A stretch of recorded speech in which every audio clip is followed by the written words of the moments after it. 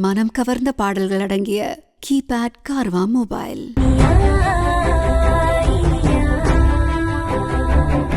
ரீசெண்டா தான் இனியாவும் விக்ரமும் ரொம்ப சந்தோஷமா நிம்மதியா அவங்களுக்கான வாழ்க்கைய வாழ ஆரம்பிச்சிருக்காங்க அப்படின்னு வீட்டுல இருக்கக்கூடிய எல்லாருமே நினைச்சிட்டு இருக்காங்க.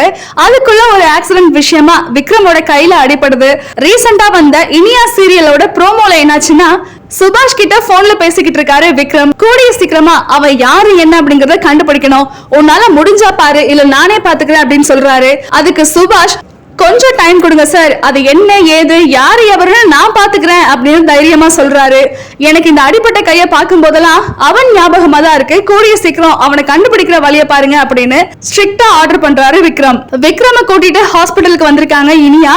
அதே ஹாஸ்பிட்டலுக்கு விக்ரம் கிட்ட பிரச்சனை பண்ணினவரோட கூட இருந்த பொண்ணு வந்திருக்காங்க ட்ரீட்மெண்ட்டுக்காக. அன்பார்ச்சுனேட்டா அந்த பொண்ணு விக்ரம பாத்துடுறாங்க.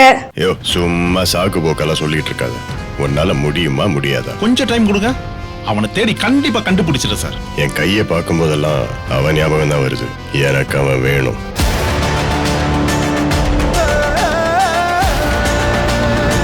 இதுக்கப்புறம் என்னாச்சு? விக்ரம அடையாளம் காட்டிடுவாங்களா அந்த பொண்ணு, இல்ல ஹாஸ்பிட்டல்லயே ஒருவேளை அந்த பொண்ணு விக்ரம் பாத்துடுவாரா அப்படிங்கறத வரக்கூடிய எபிசோட்ல பார்க்கலாம். Saregama TV shows Tamil YouTube சேனல்ல லைக் பண்ணுங்க, கமெண்ட் பண்ணுங்க, ஷேர் பண்ணுங்க, சப்ஸ்கிரைப் பண்ணுங்க.